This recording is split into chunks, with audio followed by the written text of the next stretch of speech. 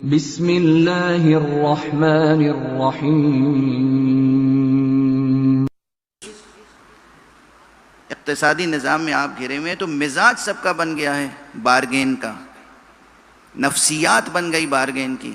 یہ بارگین کی جو نفسیات بن جاتی ہے یہ پھر زندگی میں ہر جگہ نقصان پہنچاتی ہے انسان کو، انسان کی شخصیت کو شکستہ کر دیتی ہے۔ تو یہ مزاج نہ رکھیے کبھی۔ بازار میں جب جائیے آپ اپنے یہاں سے اخلاقیات شروع کیجیے۔ زیادہ قیمت کی چیز اگر واقعاً ہے کوئی تو آپ اسے ہمدردانہ طور پر کم پرائس پہ لینے کی فکر نہ کیا کریں، جس کی جو قیمت ہے وہ دینے کا حوصلہ رکھا کریں۔ مزدور سے جب کام لیں، مزدور سے، تو یہ کوشش نہ کیا کیجئے کہ یہ مزدور ہے، غریب آدمی ہے، یہ کیا کر لے گا، اس سے 200 کی مزدوری کرا لو، 100 روپے دے دو، یہ نہ کیجئے گا۔ جن معاشروں میں یہ ہو رہا ہے وہ معاشرے ترقی نہیں کر رہے ہیں۔ وہاں چاہے حکومتوں کا خزانہ ہو یا سرمایہ داروں کا خزانہ ہو یا امیروں کبیروں کا خزانہ ہو، وہاں برکت نہیں ہے، نحوستیں برس رہی ہیں آسمانوں سے۔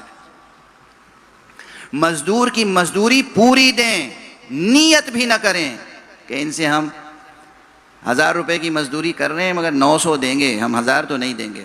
یہ کون سی نفسیات ہے؟ یہ کون سا طرز زندگی ہے؟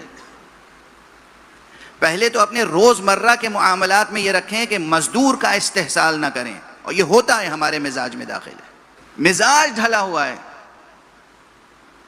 ان لوگوں کو بھی میں نے دیکھا ہے جو سرمایہ دار ہیں، دے سکتے ہیں، لاکھوں روپے کی کار پہ بیٹھیں گے، لیکن جب پست طبقے کے، یعنی پست تو کوئی نہیں ہے اللہ کا بندہ، لیکن غریب طبقے کے کسی مزدور سے جب بات کریں گے تو جھڑک جھڑک کے اس کی مزدوری توڑ توڑ کے دیں گے اور اس کی محنت سے کم دیں گے۔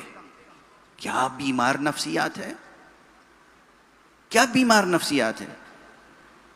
مائیں اپنے بچوں کی تربیت کریں کہ دیکھو بیٹا، یہ شرافت و کرم و بزرگواری کے خلاف ہے کہ تم زیادہ ارزش، زیادہ قدر کی چیز کم قیمت میں لینے کی نیت بھی رکھو۔ مزدور سے زیادہ محنت کرا کے کم مزدوری دینے کی نیت بھی رکھی تو خدا کے ہاں جواب دینا ہوگا، تمہارے مال میں برکت نہیں ہوگی۔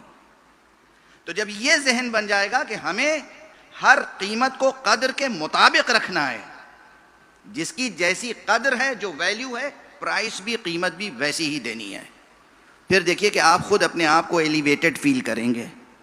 آپ محسوس کریں گے کہ آپ کا نفس بلند ہے، اس میں دناعت نہیں ہے، پستی نہیں ہے، میننس نہیں ہے، بلند ہے آپ کا وجود، بیچارگی نہیں ہے آپ کے اندر۔ دیکھیے کسی ایک عادت یا ایک نفسیات سے بہت سی بیماریاں پیدا ہوتی ہیں، پھر آپ خود اپنے کو بیچارہ محسوس کرتے ہیں۔ جب آپ دوسرے کے ساتھ عدل سے پیش آئیں گے تو خود آپ اپنے نفس کو محسوس کریں گے کہ آپ بیچارے نہیں ہیں، آپ تو دوسروں کے چارہ گر ہیں۔ سمجھ میں آ رہی ہے؟ یہ ریاض یہ ہے، اصل سیر و سلوک یہاں سے شروع ہوتا ہے۔ پیغمبر کی بھی حدیث ہے، معصومین کی حدیث ہے کہ تم اچھے مومن کی پہچان یہ نہ سمجھو کہ جو مسجد میں بیٹھ کر زیادہ نمازیں پڑھتا ہو، دیر تک قرآن کی تلاوت کرتا ہو، خوب اللہ کا ذکر کرتا ہو بیٹھا ہوا، وہ بڑا مومن ہوگا۔ نہیں، تم پیسے کا معاملہ کر کے دیکھو، جو اس میں کھرا اترے وہ اللہ کا اچھا بڑا مومن ہوگا۔ یہ کھرچ کھرچ کے دل سے، دماغ سے یہ عادتیں نکالیے، یہ پست قوموں کی عادتیں ہیں، یہ باطل کی پہچان ہے کہ ارزش کسی شے کی زیادہ ہے، ویلیو زیادہ ہے، پرائس آپ کم دینے کی نیت رکھتے ہیں۔ جب آپ یہاں سے شروع کریں گے، عموماً انقلاب اوپر سے نہیں آتا، نیچے سے آتا ہے۔ اگر یہ بڑا معاشرہ یہ تبدیل ہو جائے، آپس میں طے کر لیں ہم کسی کا استحصال نہیں کریں گے، تو اللہ کتنا خوش ہوگا میں آپ سے عرض نہیں کر سکتا۔ محمد اور آل محمد ائمہ کتنی دعائیں دیں گے آپ کو، کتنی دعائیں دیں گے، یہ ہم آپ سے عرض نہیں کر سکتے۔ یہ ایک بات تو یاد رکھیے کہ یہ جو عادتیں یہ معمولی چیز نہیں ہے۔ رات بھر نماز پڑھی آپ نے، نماز شب بھی پڑھی، فجر کے وقت آپ نے نافلہ فجر بھی ادا کی، فریضہ فجر ادا کیا اور فریضہ فجر اول وقت ادا کیا، اور اس کے بعد آپ طلوع آفتاب تک مصلی پہ بیٹھے رہے اور خوب تسبیحیں پڑھتے رہے، اور اس کے بعد اٹھے تو صبح صبح جب کسی مزدور کو ہائر کیا تو نیت یہ تھی کہ اس سے آج ہم 1000 کی محنت کرائیں گے مگر دیں گے 800۔ معلوم ہے نتیجہ کیا ہوا؟ وہ جو رات بھر آپ نے جاگ کے عبادت کی ہے سب ضائع ہو گئی، ضائع، برباد۔ ایک جملہ یاد رکھیے، فقہ اسلامی میں 2 چیپٹرز ہیں، ایک عبادات اور ایک معاملات۔ توضیح المسائل جو شائع ہوتی ہے اس میں بھی 2 جلدیں ہوتی ہیں، ایک عبادات، معاملات۔ عبادات، دعا اور عبادت، یہی جنت کی قیمت ہے، یہی آخرت کی تعمیر کرنے والی ہے، مگر دونوں میں نسبت کیا ہے؟ اگر آپ نے کوئی زمین خریدی اور وہ زمین خریدنے میں بد معاملگی ہوئی یا زمین غصب کر لی کسی کی، تو غصب کرنا ایک فعل ہے نا، ایک ٹکڑا زمین کا غصب کر لیا، ایک ہی تو گناہ ہوا۔ اب اس پر آپ قیامت تک نمازیں پڑھتے رہیے،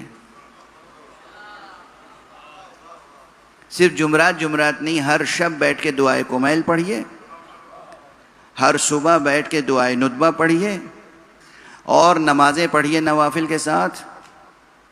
ایک معاملے کی غلطی لاکھوں نمازوں کو باطل کر سکتی ہے، مگر لاکھوں نمازیں مل کے ایک معاملے کی غلطی کو درست نہیں کر سکتی۔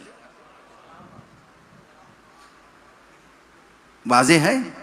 لاکھوں نمازیں مل کر ایک غلط معاملے کو درست نہیں کر سکتی، لیکن ایک غلط معاملہ لاکھوں نمازوں کو باطل کر سکتا ہے۔ اس لیے معاملے میں کتنا کھرا اور سچا ہونا چاہیے۔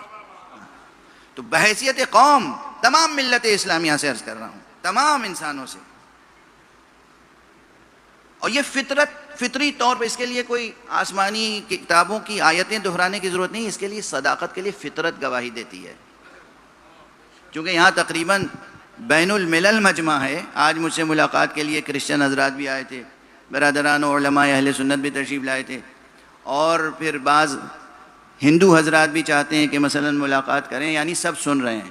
تو میں دست ادب جوڑ کے عرض کر رہا ہوں کہ ہمارے ہاں جو معاشرے میں عام ذہنی سطح پر کیفیت ہے، اگر وہ درست ہو جائے تو کتنا امن اور سکون پیدا ہوگا۔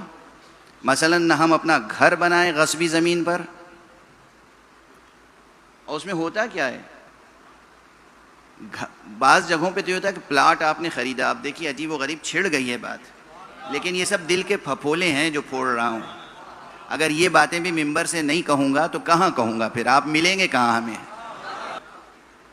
اخلاص نیت، اخلاص نیت، اخلاص نیت کسے کہتے ہیں؟ اخلاص نیت کہاں سے شروع ہوتی ہے؟ صرف وضو اور نماز میں اخلاص نیت۔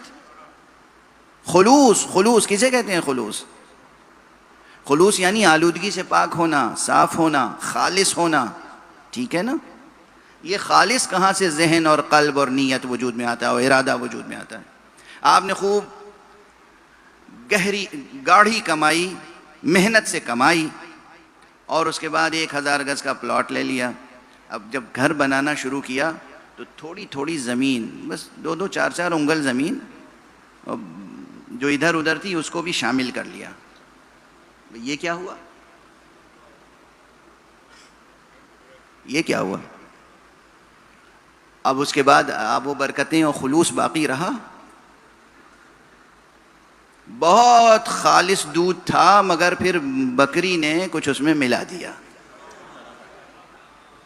وہ ہے نا اردو کی مثل، تو بعض لفظیں میں ممبر پہ استعمال نہیں کرنا چاہتا ہوں، تو مثل کو توڑ مروڑ کے ذکر کر دیتا ہوں کہ دودھ تو دیا بکری نے بہت اچھا، مگر آلودہ کر دیا۔ آپ نے خود اپنی محنت، حلال اور پاک روزی اور کمائی جس میں برکت ہی برکت تھی، اس میں نحوست شامل کر دی، خود سوء اختیار سے نحوست شامل کر دی۔ اب آپ اس گھر میں، اس 4 دیواری میں بھی نماز پڑھتے رہیں، تو آپ کے قدموں کے نیچے جو نماز پڑھ رہے ہیں وہ زمین تو آپ کی کمائی ہوئی ہے، مگر ادھر ادھر سے نحوستیں جھانک رہی ہیں۔ واضح ہے؟